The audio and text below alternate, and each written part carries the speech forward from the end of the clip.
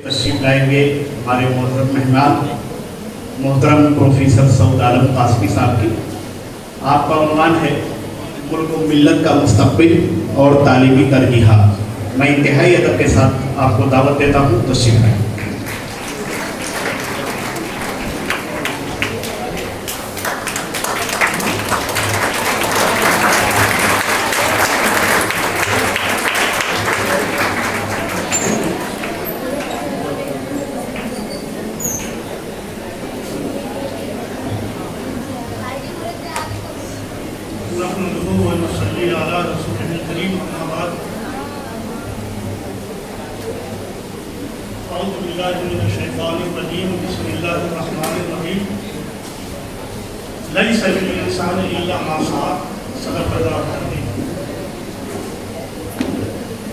محترم جناب ولی احمد شمسی صاحب،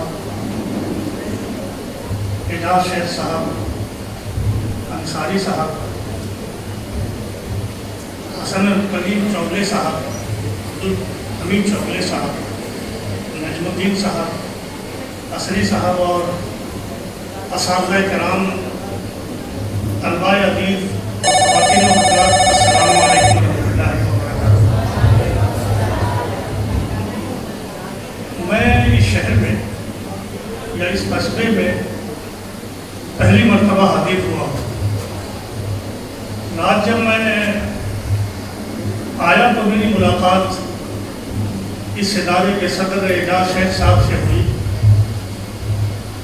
تو انہوں نے کہا کہ میرے اندر ایک تعلیمی جنون ہے. تو مجھے ایک بات یاد آئی. ہندوستان کے انگریزی اور اردو ادبیات کے بڑے ماہر اور اسکالر آل احمد سرور نے تہذیب الاخلاق میں ایک مضمون لکھا اور ایک جملہ کہا کہ کام ہمیشہ دیوانوں نے کیا ہے، فرزانوں نے صرف تنقید کی ہے.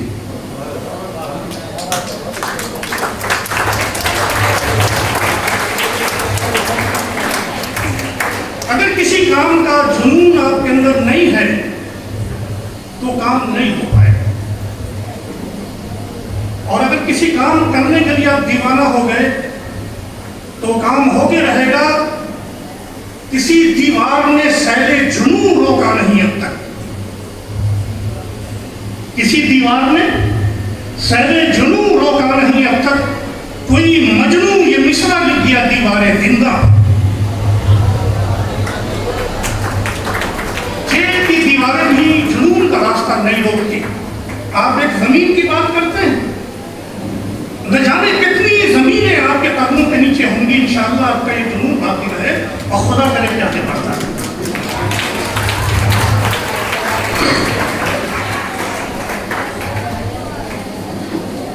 ہندوستان کے نامور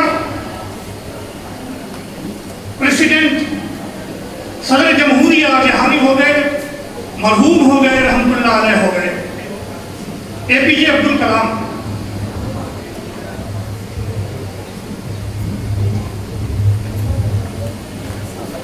میرے بیٹے اور بیٹیوں، وہ تم سے ایک بات کہہ گئے، وہ ان کی بات سنو، اور جن کو بیٹھنا ہے خاموشی کے ساتھ بیٹھ جاؤ. یہاں سے مقطع کے بعد کی بات آ رہی ہے. وہ کہتے یہ ہیں،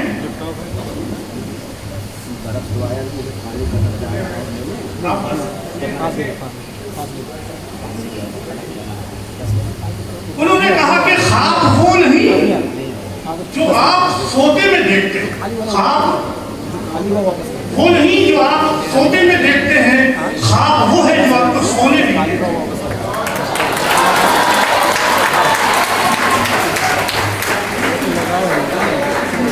آئیڈیل اکیڈمی نے آپ کو ایک فارم دیا ہے، آپ سے پوچھا ہے آپ کیا بننا چاہتے ہیں، آپ اپنا خواب بتائیے. نوجوانوں سے پوچھا ہے، 8ویں کے بچوں سے، 9ویں کے بچوں سے، 10ویں کے بچوں سے، 11ویں کے بچوں سے، 12ویں کے بچوں سے پوچھا ہے، بچیوں سے پوچھا ہے کہ آپ کیا بننا چاہتے ہیں. تو آپ اپنا خواب بیان کر رہے ہیں، آج کاغذ پہ لکھ کے بیان کر رہے ہیں. لیکن میرے بچوں اگر خواب دیکھنے کے بعد پھر دوبارہ سو گئے تو زندگی بھر سوتے رہو گے، اور اگر یہ خواب آپ کو سونے نہ دے تو انشاءاللہ اپنے خواب کی تعبیر پالو۔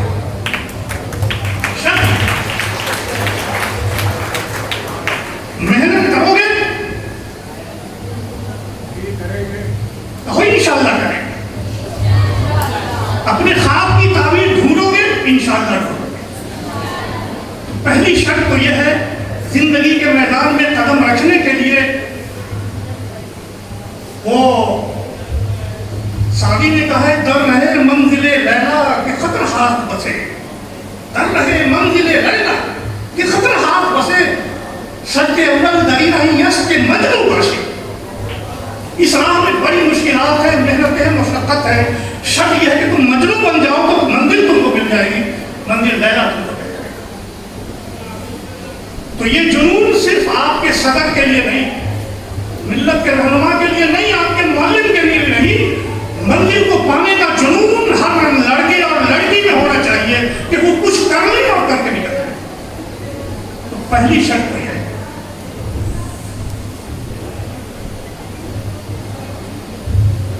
ہم سب لوگ ماضی کے اسیر ہیں، پرانی چیزیں، پرانے حوالے، پرانی حویلیاں، پرانے لوگ، پرانی بدلیں۔ ماضی میں سر چھپا کے رہنا اچھا لگتا ہے، ماضی کے اسیر بنے رہنے میں، بزنس کا پاسٹ بنے رہنے میں آدمی کو عافیت محسوس ہوتی ہے، لیکن مستقبل کا سفیر بننے میں بڑی خطرے ہیں، بڑی دشواریاں ہیں، بڑی کٹھنائیاں ہیں۔ لیکن کیا کیجئے کہ جب تک نئے زمانے میں جینے کا سلیقہ نہیں سیکھیں گے آپ کی زندگی بے معنی ہو کر رہ جائے۔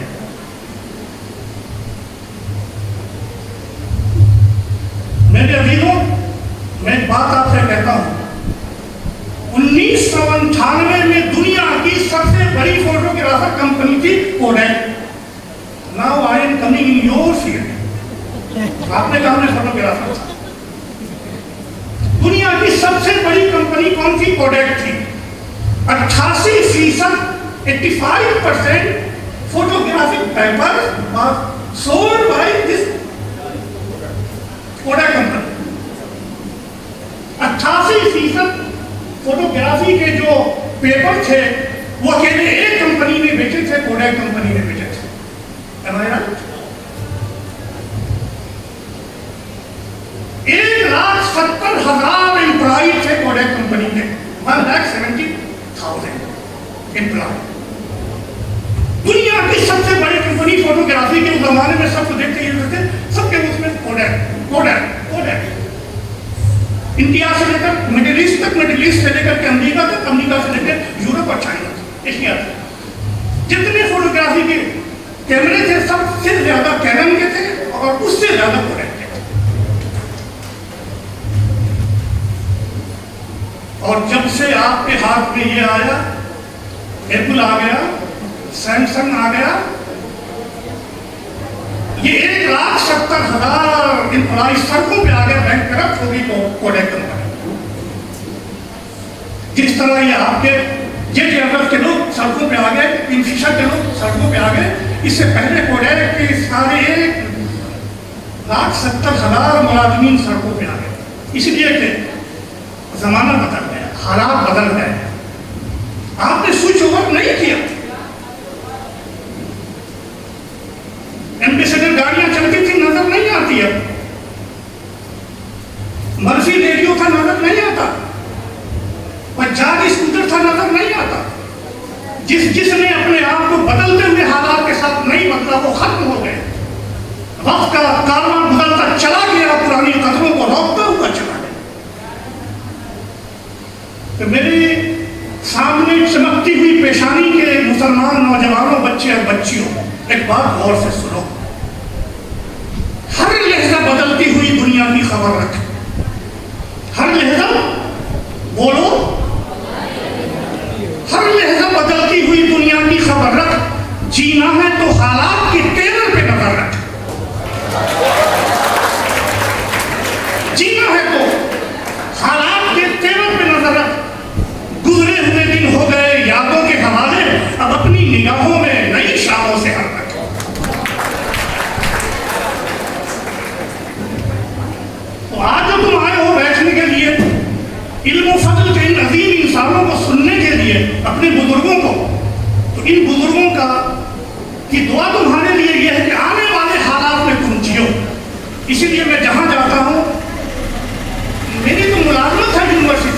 اتنی حاوی ان بچوں کو پڑھانا ہے، جس کے لیے میں اقرا پبلک اسکول اقرا ایجوکیشن فاؤنڈیشن کا میں پریسیڈنٹ ہوں، ایک کالج چلاتا ہوں، تو ان بچوں کی دھڑکنوں کو سمجھتا کہ کرنا کیا ہے۔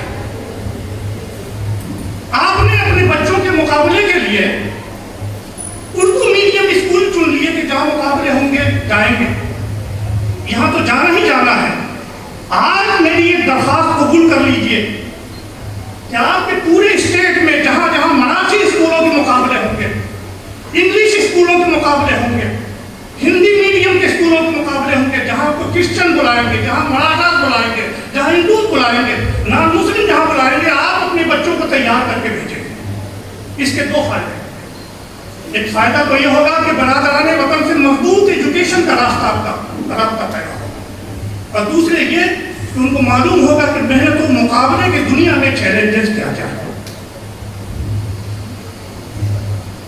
ہمارے یہاں کچھ لوگ طبیہ کالج کے لیے کوچنگ کرتے ہیں، میں نے کہا وقت ضائع کرتے ہو، یہ مسلمان نہیں ہے کہ طبیہ کالج میں یہ مسلمان آ جائے گا، شیخ نہیں آئے گا انصاری آ جائے گا، خان نہیں آئے گا قریشی آ جائے گا، مسلمان ہی آئے گا طبیہ کالج میں۔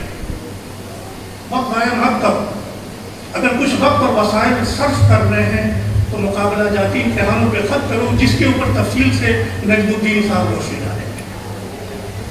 ہندوستان کا جو حالات ہیں وہ آپ کے سامنے ہے، اور آپ یہاں بیٹھ کے نہیں سمجھیں گے۔ آج کل موسم گرمایا ہوا ہے، فیلڈ میں جائیے تو آپ کو اندازہ ہوگا۔ میں تو کہتا ہوں کہ لہو میں ڈوبی شہر سے سلگتی شاموں سے، لہو میں ڈوبی شہر سے سلگتی شاموں سے گزر رہے ہیں مسلمان کٹھن مقاموں سے۔ تقریریں ہو رہی ہیں کہ فلاں اگر وزیر اعظم ہو جائے گا تو مسلمانوں کو جینے نہیں دے گا، اس لیے ہم کو ووٹ کرو۔ اوپنلی تقریریں کرتے ہیں۔ موب لنچنگ تو عام بات ہے، اب چھوٹے چھوٹے ٹھیکیداروں کو نہیں دیتے۔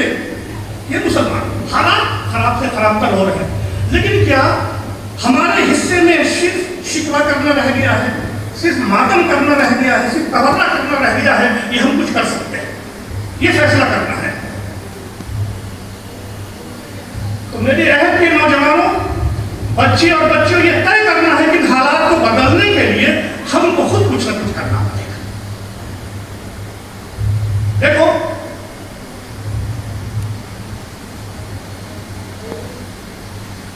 اس وقت ملک کی جو صورتحال ہے ہمارے مسلمانوں کی، ٹائمز آف انڈیا کی ایک رپورٹ آئی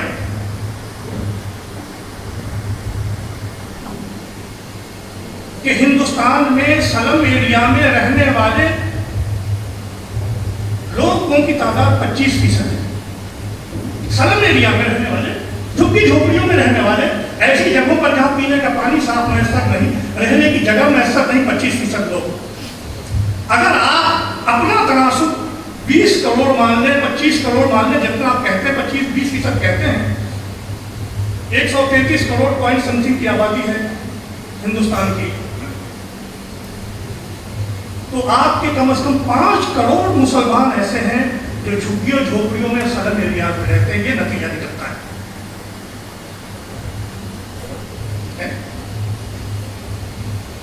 میں آپ کو ایک بات بتاتا ہوں، بڑی خوشی ہوئی مجھے یہاں آج چوگلے صاحب سے مل کر کے۔ ملت میں کچھ ایسے لوگ پیدا ہو جائیں کہ ہماری قسمت، ملت کی تقدیر بدل سکتی ہے۔ ان سلم ایریاز میں رہنے والوں کو ہمارے کھاتے پینے مسلمانوں نے چھوڑ دیا۔ ہمارے اس نبی آخر الزمان رحمت للعالمین کی امت نے چھوڑ دیا، جو پورا چننے والے پر بھی اپنا دست شفقت رکھتے تھے، اس کی امت کو ان کے مالدار لوگوں نے چھوڑ دیا۔ آگرہ میں، علی گڑھ میں، سمجھی صاحب بہت تکلیف سے کر رہا ہوں، متھرا میں، ہاتھرس میں گھر واپسی کا پروگرام ہوا، گھر واپسی کا۔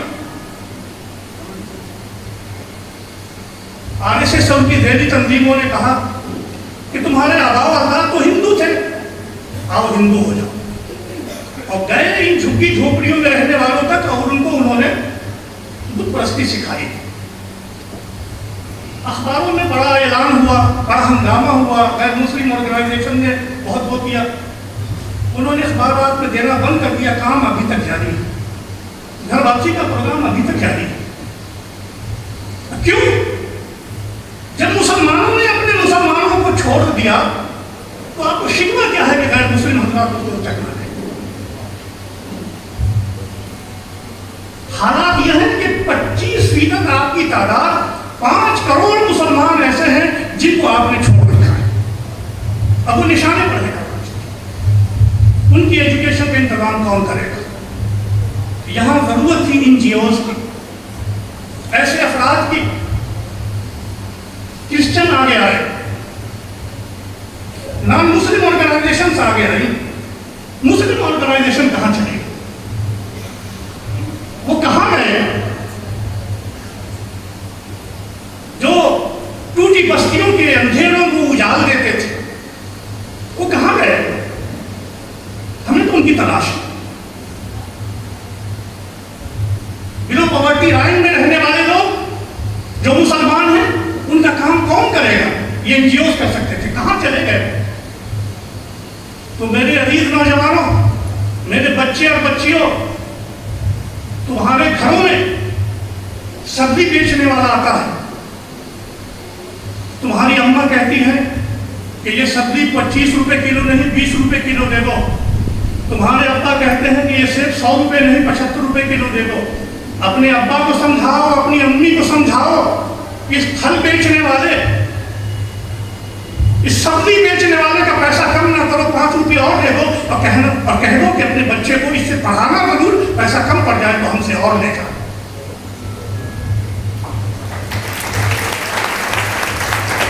آپ یہاں سے شروع کرو، اپنے گھر سے شروع کرو۔ ہم سب کی نفسیات، ایک سبزی پہ بچ آدمی کتنا پیسہ کمائے گا؟ 5 روپیہ 10 روپیہ کما لے گا۔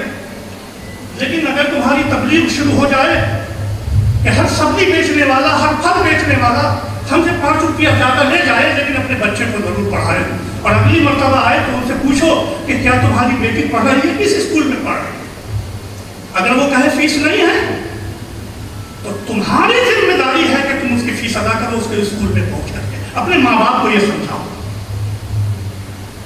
اور مہم شروع کرو آج سے کہ اگر نہیں چاہتے کہ گھر واپسی کا پروگرام ہندوستان میں ہو، اور تمہاری آنکھوں کے سامنے، تمہارے چہرے کے نور کے سامنے، تمہارے دل کے ایمان کے سامنے تمہارے بھائی غربت و افلاس کی وجہ سے بت پرستی کرنے لگے، تو قیامت میں تم کیا جواب دو گے؟ جواب دینے کا طریقہ یہ ہے کہ اپنے ماں باپ کو سمجھاؤ کہ ان غریبوں کا ہاتھ پکڑیں، یہ تمہاری ذمہ داری ہے۔ دیکھو، میں علی گڑھ مسلم یونیورسٹی کی طرف سے انجینئرنگ کالج کے ٹیسٹ امتحان کے لیے لکھنؤ گیا ہوا تھا، سینٹ پیٹرک کالج میں سینٹر تھا۔ آج جیسے سیٹرڈے کا دن ہے، یہی سیٹرڈے کا دن تھا، سنڈے میں ہمارا انجینئرنگ کا ٹیسٹ ہو رہا تھا، اور اس سینٹر کا انچارج میں تھا۔ میں اپنے پورے پروفیسرز کی ٹیم لے کر کے وہاں شام کو پہنچا ارینجمنٹ دیکھنے کے لیے کہ کیا ہو رہا ہے۔ اس کرسچن کالج کا پرنسپل اور اس کی وائس پرنسپل خاتون دونوں آئے، انہوں نے دکھائے، سارے کمرے دکھائے، ارینجمنٹ دکھائے، انویجیلیٹرز کی لسٹ دکھائی، پورا ارینجمنٹ دکھایا۔ اس کے بعد میں نے دیکھا میدان میں وہ گئے، وہاں ٹیبل لگی ہوئی تھی، ٹیبل پر انہوں نے کھانا بچھایا اپنے ہاتھ سے، پرنسپل صاحب نے اور وائس پرنسپل صاحبہ نے، اور علاقے کے جو رکشہ والے تھے، ٹھیلے والے تھے، مانگنے والے تھے، وہ سب آئے، اور پرنسپل صاحب نے اپنے ہاتھ سے ان سب لوگوں کو کھانا کھلایا۔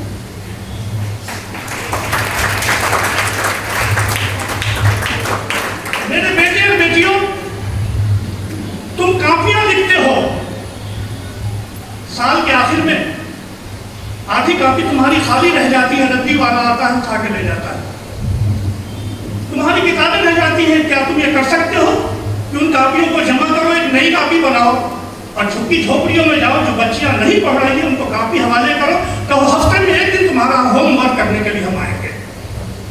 کر سکتے ہو تو کرو یہ کام، تم زندہ رہو گے، اور جب تک یہ لوگ پڑھیں گے تمہارا نام روشن رہے گا۔ काजी एम शमशी साहब की सदारत ही में यहाँ जलसा था अल्फा नफीस की हाल में मैंने हजरत इमाम अबू हनीफा के वाक़या सुनाया था, आज फिर दोहराता हूँ। एक बच्चा बकरी चलाने के लिए जा रहा था, चमक देखी इमाम अबू हनीफा ने तो बुला लिया, कहा बेटा पढ़ेगा? कहा कि मैं बकरी चलाता हूँ, मेरी अम्मी तो मारेंगे मुझे, उनकी अम्मी को समझा दूंगा, अब्बा को समझा दूंगा, तुम पढ़ो। बैठा दिया उसके अब्बा ने कहा कि हजरत ये बच्चा बकरी चलाएगा नहीं तो हम खाएंगे क्या? तो उनका भाई हम इसकी नफरत का इंतजाम करते हैं, हम तुम्हारी भी मदद कर देंगे, एक वक्त आएगा कि तुम्हारा बेटा जैतून के तेल में पकी हुई रोटियां खाए। उनकी मदद करते थे, बच्चे को पढ़ाया इतना कि वो बगदाद के चीफ जस्टिस में, उनका नाम था इमाम अबू यूसुफ। और जब हारून रशीद ने दावत की तो वही जैतून के तेल में पकी हुई रोटियां आई और आंख से आंसू टप टप गिर रहे थे। कहा ये क्या है? कहा उस्ताद की बात याद आती थी, मैंने अब्बा अम्मा से कहा था कि तेरा बेटा जैतून के तेल में पकी हुई रोटियां खाएगा। कौन करेगा ये काम? मिल्लत के ये काम कौन करेगा? कौन रोएगा अपनी मिल्लत के लिए? कौन आंसू बहाएगा अपनी मिल्लत के लिए? वो मिल्लत जिसके सारे दुश्मन लगे हुए हैं, वो मिल्लत अपने लिए भी खड़ी नहीं होगी तो कौन खड़ा होगा? इसके लिए दिए जलाना जरूरी है, हर घर में चिराग जलाना जरूरी है। अंधेरी रातों में रोने वालों, अंधेरी रातों में रोने वालों, जिगर के खून से दिए जलाओ, जमाना देखेगा कि तुमको अगर कहीं हो गया सवेरा। ये सवेरा तो होगा मगर तुमको तलाश करने वाले लोग होंगे। तो उठो, जितनी मेरी माएँ बैठी हैं, जितनी मेरी बहनें हैं, जितनी मेरी बेटियां हैं यहाँ पर, जितने मेरे बेटे हैं यहाँ पर, आज मिल्लत की एक छोटी सी जमीन के लिए तुम्हारा सरबराह भीख मांगे। मुझे सर सैयद की एक बात याद आती, ही बात इन लंदन, ये 1870 की बात बता रहा हूँ मैं आपको। 69 में सर सैयद का लंदन का सफर हुआ था और 70 में वहां के रोसा की एक कॉन्फ्रेंस हुई थी। वहां के जो मालदार लोग थे वो बैठे और उन्होंने कहा अपने कॉलेज बनाने के लिए कितने पैसे जमा किए और इतने पैसे बच गए हमारे। कितने पैसे दिए वहां के लोगों ने कि कॉलेज के काम से अब पैसे बच गए। तो सर सैयद खड़े हुए और उन्होंने कहा कि अगर ये बचे हुए पैसे हमें मिल जाए तो इससे हम अपने कौम की, हिंदुस्तानी कौम का की तालीम का काम कर लेंगे। तो जो सदर जलसा थे वो जवाब में उन्होंने कहा तुम्हारी कौम की तादाद क्या है? कहिए मालदार लोग कितने हैं? नवाबीन एक से तो जमाने में कहा कि जो लोग इतनी तादाद में अपने पैसे वाले हो, अपनी कौम की तालीम का इंतजाम ना करो तो उसको जीने का जमीन पर कोई हक नहीं, उसको मरने दो। ये सर सैयद ने लिखा है अपने मुसाफिराने लंदन में सफरनामे। वो कौम नहीं लायक हंगामा फर्दा जिस कौम की तकदीर में इमरोज नहीं है। कल तुमको मरना पड़ेगा, मौत तुम्हारे इंतजार में है अगर तुम आज तैयार नहीं। तुम्हारे मालदारों को खड़ा होना चाहिए कि ये क्या बात कह दी आपने, 2.5 करोड़ 2 करोड़ की बात आपने कह दी। खाक करने जितनी चाहे हमारी मिल्लत के लिए आप सरमाया इस्तेमाल करें, जिंदगी का सबूत दो। नेक्स्ट पॉइंट पे आता हूं। गवर्नमेंट ऑफ इंडिया की एक स्कीम है हुजूर, रीचिंग दी अनरीच। जिन लोगों तक, जो लोग तालीम गाहों तक नहीं पहुंचे, वहां तक हमारा तालीमी सिस्टम पहुंच जाए, यह है रीचिंग दी अनरीच। किसी जमाने में जम्मू कश्मीर में जब वो एक स्कीम चली थी कि जब बहुत सर्दी होती है तो लोग घरों से निकल नहीं पाते हैं और एक एरिया होता है जो पहाड़ों का, जहाँ लोग रहते हैं, जहाँ बर्फ ज़्यादा पड़ती है, वो बकरी चराने वाले, भेड़ चराने वाले, भैंस चराने वाले लोग, ये लोग तालीम गाहों तक नहीं आ सकते थे।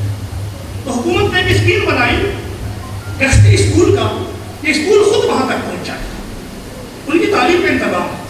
और किसी ज़माने में ये स्कीम सबसे पहले मुसलमानों ने इराक में शुरू किया था। वो इराक जिसको अमेरिका बहादुर ने बर्बाद कर दिया। यहाँ ठहरो, ये बात में बाद में कहूँगा, एक बात सुनो। इल्म 2 तरह के हैं इस्लाम में। علم میں تفریق نہیں، لیکن عملاً دو طرح کے علم ہیں، ایک علم بالسعی، ایک علم بالوحی۔ علم بالوحی کیا ہے؟ قرآن کا علم، حدیث کا علم، فقہ کا علم، سلوک کا علم، معرفت کا علم، یہ علم ہے۔ آخرت کا علم، یہ علم ہے۔ اس کے لیے انبیاء تشریف لاتے ہیں۔ اِنَّا أَوْحَيْنَا إِلَيْكَ كَمَا أَوْحَيْنَا إِلَىٰ نُوحٍ وَالنَّبِيِّينَ۔ وہی سچ ہے۔ Revelation is the core of this knowledge۔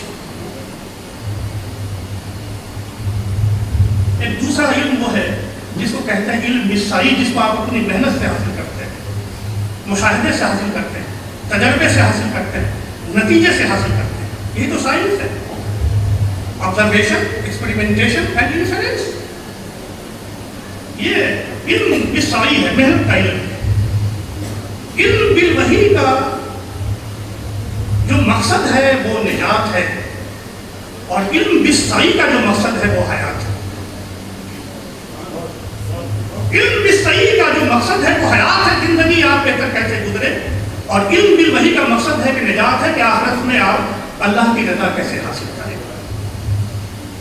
علم بالوحی سے جب آدمی محروم ہو جاتا ہے تو بھیڑیا ہو جاتا ہے۔ دیکھنا ہے تو امریکہ کو دیکھ لو، کیسا بھیڑیا بنا ہوا ہے، پورے مسلم ممالک کو برباد کر دیا۔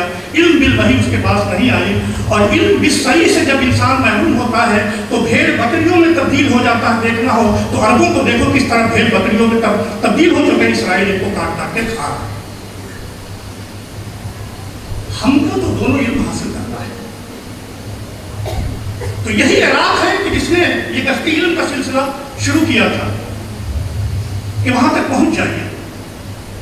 حکومت کی اسکیم غیر مسلموں میں بہت اچھی چلتی ہے، اس لیے کہ ان کے پاس این جی اوز بہت ہیں، ان کی اسکیموں کو گھر گھر تک پہنچا دیتے ہیں۔ مسلمانوں میں یہ اسکیم ناکام ہو جاتی ہے، اس لیے کہ مسلمانوں میں این جی اوز اتنے نہیں ہیں جو گھر گھر تک اس کو پہنچا۔ میری بات سمجھ میں آ رہی ہے آپ لوگوں کے؟ تو کیا تم میں کچھ دیوانے نہیں اٹھیں گے ان کی طرح، جن میں جنون ہو کہ گورنمنٹ کی جو بھی اسکیم ہے ہم مسلمانوں تک پہنچا کر کے دیں گے؟ تم نہ اٹھے تو کروٹ نہ دیوی سے ہر، ختم ہو جائے گا روشنی کا سفر، ظلمتیں آگ اگلیں گی ہر گام پر، حق کی تجنبی سے بغاوت کرو، کچھ تو الزام لو اپنے سر ساتھ سے، اٹھنا پڑے گا۔ لیکن میں آپ کو ایک بات اور بتاتا چلوں، اب اگلی مرحلے کی طرف لوٹتا ہوں کہ صرف گورنمنٹ کی اسکیم کافی نہیں ہے، گورنمنٹ کی جتنے اسکول ہیں وہ کافی نہیں ہے مسلمانوں کی تعلیمی ترقی کے لیے، فائدہ اٹھانا ضروری ہے۔ میں لیٹسٹ سروے بتاتا ہوں۔ ہمارے انڈیا کی آبادی نیٹ پہ دیکھو ابھی تو تم کو پتہ چلے گا کہ 133 کروڑ .6 ایسے سم تھنگ ہے۔ چائنا کی آبادی 138 پوائنٹ سم تھنگ کروڑ ہے۔ موبائل تمہارے ہاتھوں میں، چیک کر لینا۔ ہندوستان کے پاس اپنے جو ہائی اسکول ہیں وہ 15 لاکھ ہیں، اور چائنا کے پاس صرف 5 لاکھ ہے۔ عجیب و غریب بات ہے۔ لیٹسٹ سروے بتا رہا ہوں تم کو، ابھی ہندوستان ٹائمز میں بھی پچھلے ہفتے اس کو شائع کیا ہے۔ اب دوسری بات میں آپ کو اسی میں جوڑ کے بتاتا ہوں کہ ورلڈ یونیورسٹیز کے رینکنگ کا وہ دیکھتا ہے کہ کون سی یونیورسٹی کتنے میں ہے۔ فرسٹ 200 میں تمہارے ہندوستان کی ایک یونیورسٹی نہیں ہے، ایک کالج نہیں ہے، ایک انسٹیٹیوشن نہیں ہے، جبکہ ایشیا کے 4 ممالک ہیں، جاپان بھی ہے، چائنا بھی ہے، تائیوان بھی ہے اور کوریا بھی ہے، ہندوستان نہیں۔ کوالٹی آف ایجوکیشن کے معاملے میں تمہارا ہندوستان پیچھے ہے۔ چائنا آگے، پاپولیشن میں وہ آگے ہے اور اس میں بھی آگے ہے۔ تو حکومت کے اداروں سے فائدہ اٹھانا ہے لیکن بھروسہ نہیں کرنا ہے۔ بھروسہ اپنی صلاحیت پہ کرنا ہے، اپنے ادارے کھولنے ہیں، اپنے ادارے قائم کرنے ہیں، ان کو کوالٹی میں بدلنا ہے۔ اب مسئلہ آئے گا تمہارا یہ اردو میڈیم اسکولوں کا، ہمارے دونوں بزرگ ہم سے ناراض ہو جائیں گے، لیکن میں ان کو آج ناراض کر کے جانا نہیں چاہتا۔ میں قرآن کریم کی ایک آیت پڑھنا چاہتا ہوں، وَمِنْ آیَاتِهِ اخْتِلَافُ أَلْسِنَتِكُمْ وَأَلْوَانِكُمْ۔ لینگویج از نو بال، زبان سے محبت جذباتی ضرور ہے، ہونا چاہیے، اس میں ہماری تہذیب ہے، ہمارا مطلب ہے، لیکن زمانے میں ترقی کرنے کے لیے اللہ نے ایک آفاقی اصول دیا ہے کہ لینگویج کو بار مت بنا لینا. وَمِنْ آیَاتِهِ اخْتِلَافُ أَلْسِنَتِكُمْ وَأَلْوَانِكُم. English language is the language of opportunity. We cannot avoid it.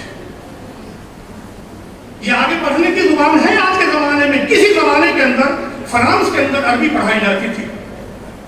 عربی کی سند لیے بغیر فرانس میں ڈگری نہیں دی جاتی تھی. یہ 16ویں صدی کی بات بتا رہا ہوں. آج انگریزی کے بغیر تمہارے یہاں سند نہیں ملتی. میں نہیں کہتا کہ آپ اپنے اردو میڈیم اسکول کو انگلش میں کر دیجیے، لیکن انگلش میڈیم اسکول جو کھول رہے ہیں ان کو کھولنے دیجیے، وہ ہماری ضرورت ہے.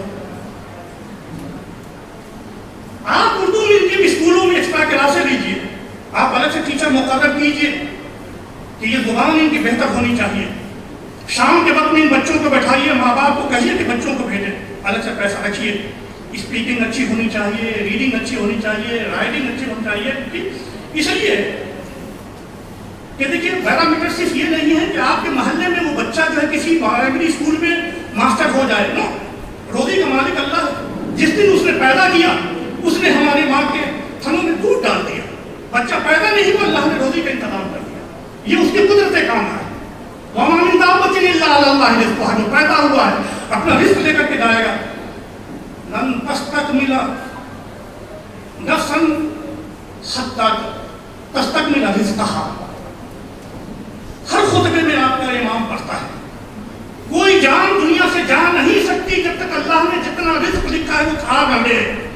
آخری چاول، آخری روٹی، آخری بوٹی جب تک وہ کھا نہ لے دنیا سے جا نہیں سکتا.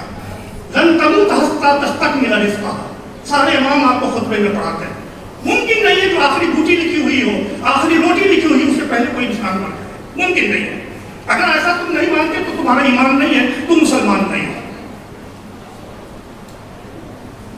معیار کیا ہے؟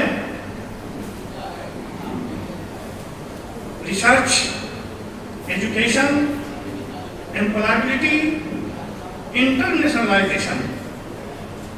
اس گلوبل دنیا کے اندر آپ کا معیار یہ ہوگا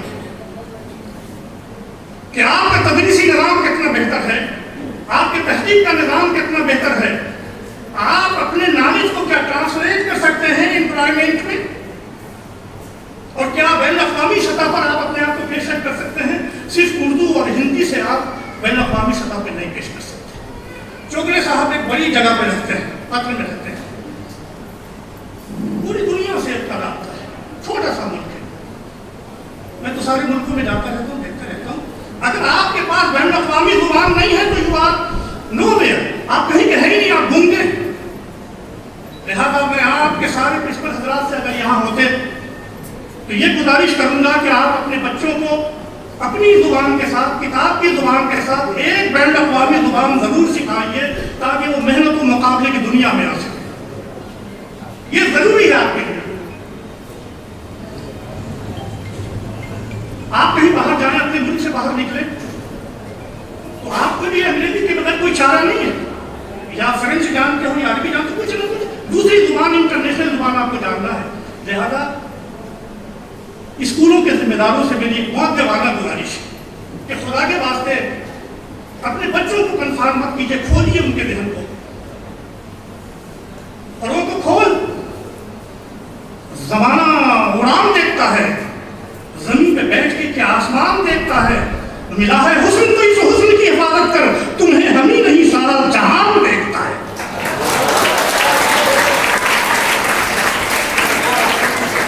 یہ جو ٹیلنٹ تم کو ملا ہے، اللہ نے یہ جو صلاحیت تم کو دی ہے، یہ جو آنکھوں میں چمک تم کو دی ہے، یہ جو راتوں کو پڑھنے کی ہمت تم کو دی ہے، محنت و مقابلے میں آنے کا حوصلہ تم کو دیا ہے، اس حوصلوں کو سکھرنے نہ دینا، کھولنا، آگے بڑھنا. ساری زبانیں اللہ کی بنائی ہوئی زبان ہے، کسی کے باپ دادا کی میراث نہیں ہے. آگے بڑھنا تمہارے لیے. اقبال نے کہا تھا ستاروں سے آگے جہاں اور بھی ہیں، ابھی عشق کے امتحان اور بھی ہیں. تم کو صرف 8ویں اور 9ویں کا امتحان بسیطے کلاس روم میں نہیں دینا ہے، بین الاقوامی سطح सतह पर तुमको अपना इम्तिहान देना है, तुम्हारे लिए कोई हद नहीं है, कोई हद नहीं मेरे अजीजों तुम्हारे लिए, बस हौसला चाहिए। तो मेरे अजीज बच्चों, जो मेरी बातों पे तुम तालियां बजा रहे हो, एक नसीहत करना चाहता हूं कि तू जो तिनका है लबे मौज पे नश्तर हो जा। तू जो तिनका है लबे मौज पे नश्तर हो जा। कोई मकसद तो हो सैलाब में पहचाने का, आप शाम में चट्टानों के जिगर चाक किए, हौसला चाहिए फौलाद से टकराने का।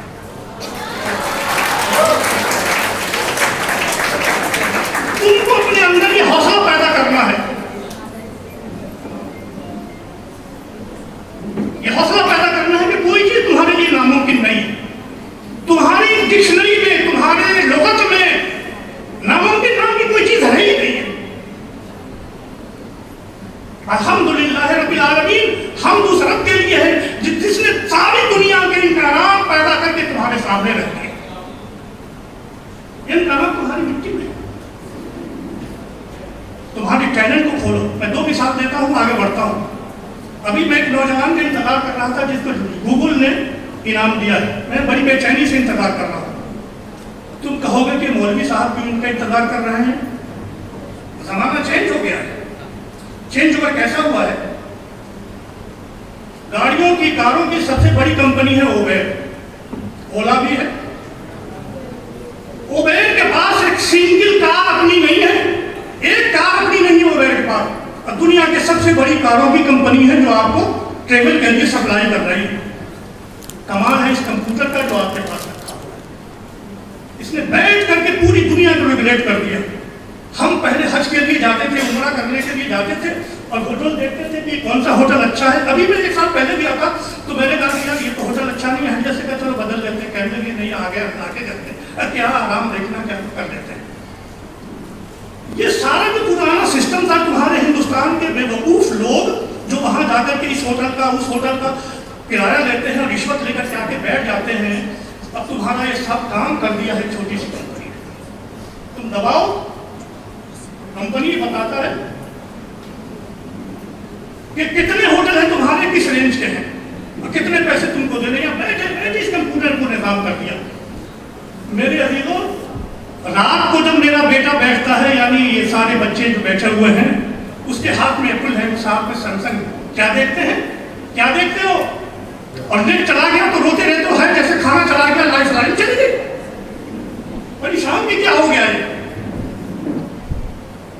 अगर तुम चाहते हो दुनिया में आगे बढ़ना तो एजुकेशन के लाइन में कंप्यूटर के जरिए बढ़ सकते हो। चौगले साहब कतर में रहते, मेरे दोस्त सब कतर में रहते थे। उमर खालिद उनका नाम था, इंजीनियर थे, सिविल इंजीनियर थे।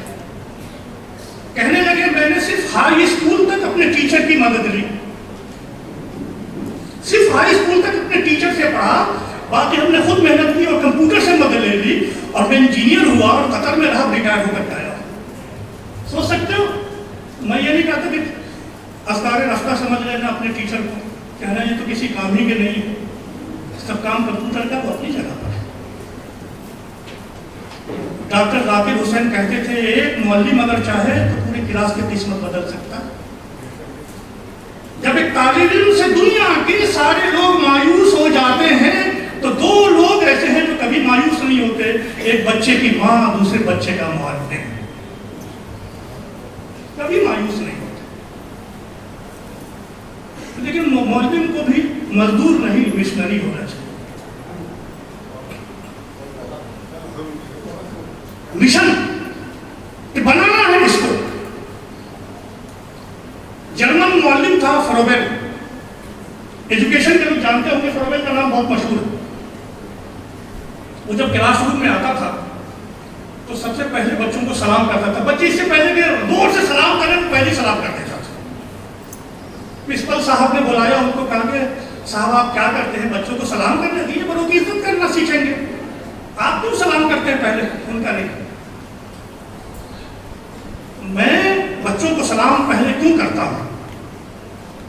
ये जो बच्चे हमारे सामने आज बैठे हैं, ये फ्यूचर ऑफ द नेशन है, कौम का मुस्तकबिल है। कोई इनमें डॉक्टर होगा, कोई इंजीनियर होगा, कोई जज होगा। کوئی اسٹیٹس مین ہوگا، کوئی صدر ہوگا، کوئی سیکریٹری ہوگا، کوئی کیا ہوگا، کوئی کیا ہوگا. اس زمانے میں مر چکا ہوں گا، میں ان کے وہ سلام کرنے کے لیے موجود نہیں ہوں گا. ان کی صلاحیتوں کو آج ہی میں سلام کر کے دنیا سے جانا چاہتا ہوں.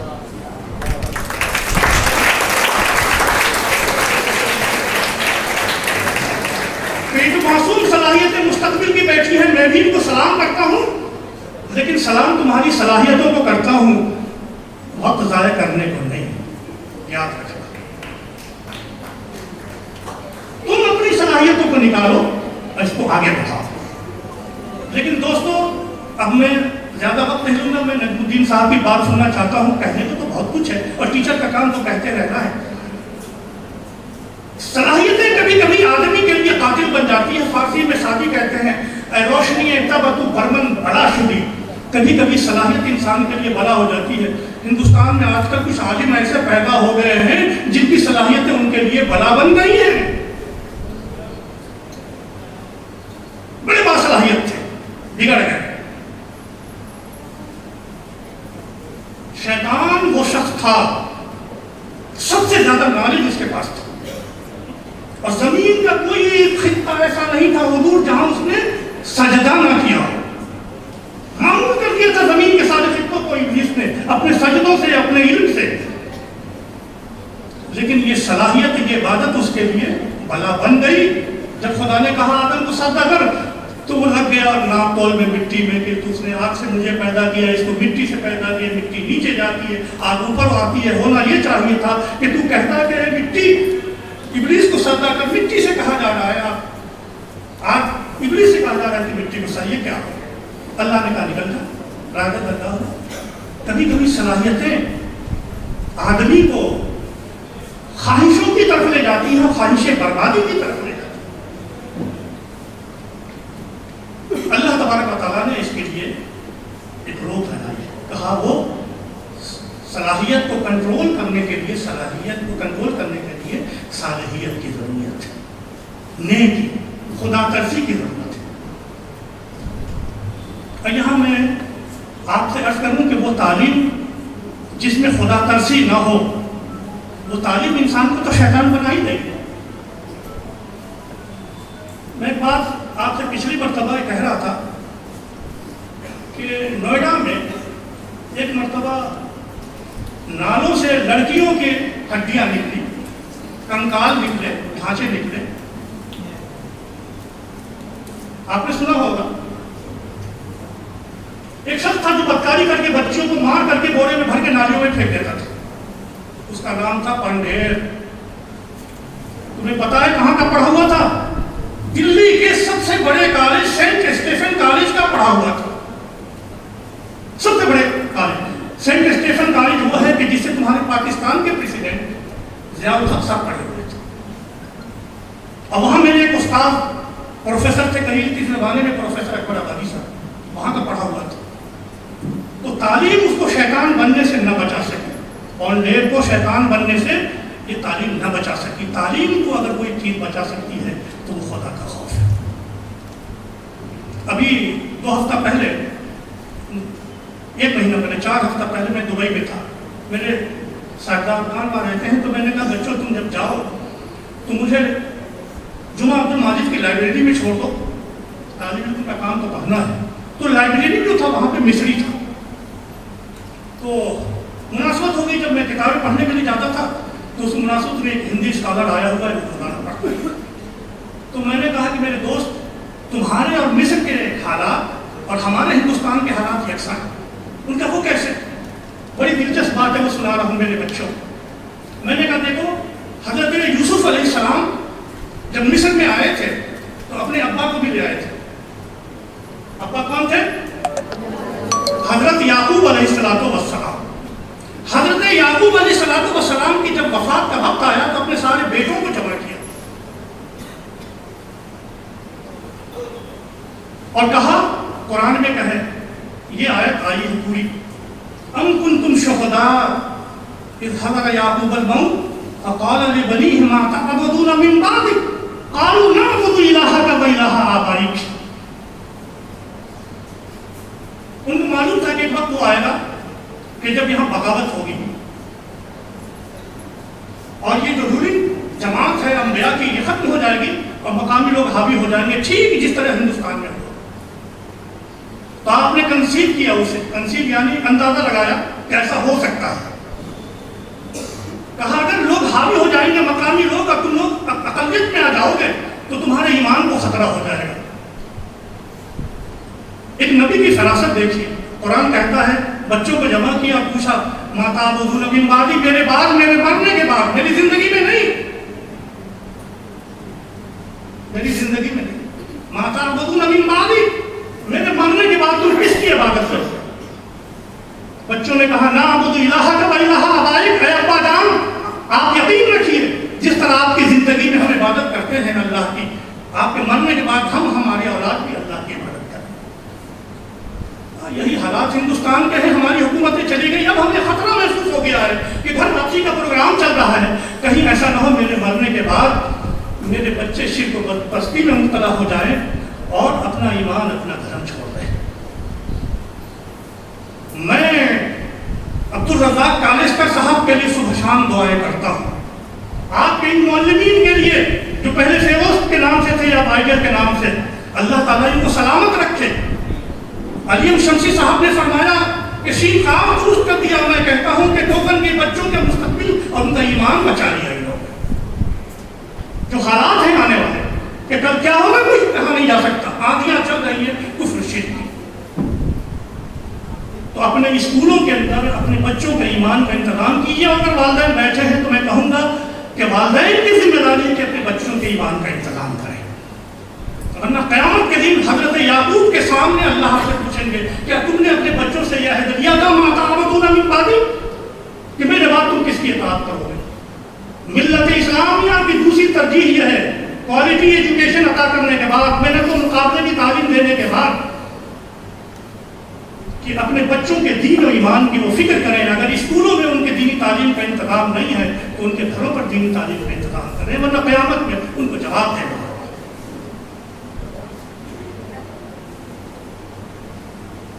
دیکھو یہ جو اینٹی بائیوٹک دوائیں ہوتی ہیں اس کا اثر بہت زور کا ہوتا ہے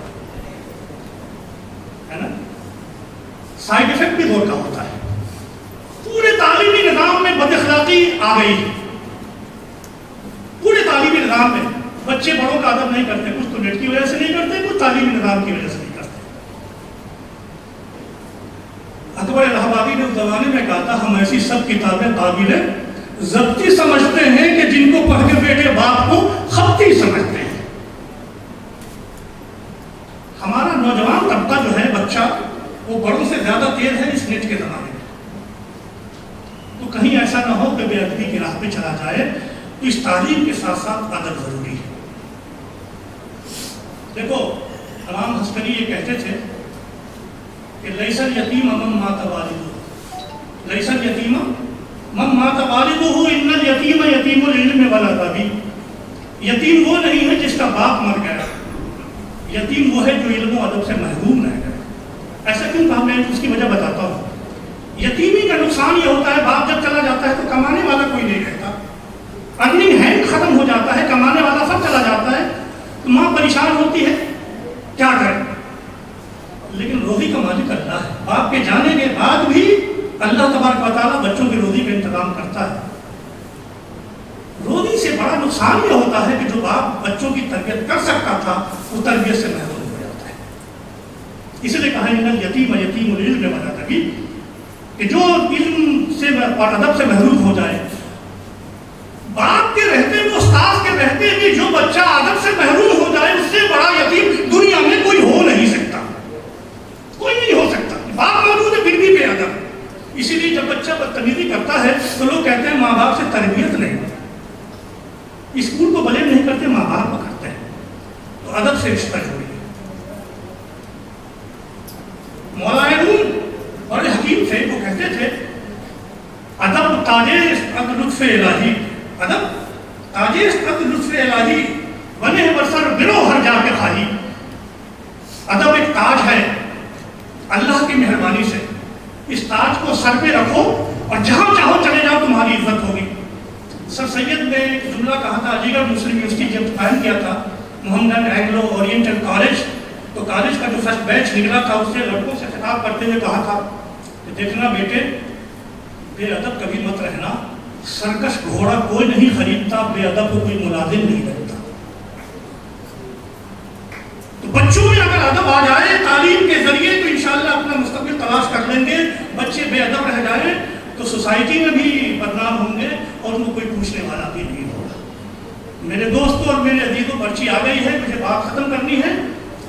یہ زمانہ ایسا نہیں ہے کہ تم خاموش بیٹھ جاؤ، جاگنا ہے، ہر شخص کو جاگنا ہے، ہر وقت جاگتے رہنا ہے، اپنے مستقبل کے لیے، اپنے بچوں کے مستقبل کے لیے، دوسروں کو تبرہ کرنے سے پہلے، گالی دینے سے پہلے اور ماتم کرنے سے پہلے اپنی حالت پر درست کہ ہم کیا کر سکتے ہیں وہ ہم کو کرنا ہے۔ جو ہم نے نہیں کیا اس کے لیے دوسروں کو ہم کوسیں گے نہیں۔ جو وسائل ہندوستان کے ہم اس کو حاصل کریں گے، جو ہمارے بزرگوں کا سرمایہ اس کو ہم حفاظت اس کی کریں گے اور اپنے غریب لوگوں کی دستگیری کریں گے اور اپنی صلاحیتوں پر اعتماد کریں گے۔ اپنے پیدا کیے سورج سے شوائے مانگو، پھر مانگی ہوئی کرنوں کا بھروسہ کیا ہے۔ السلام علیکم۔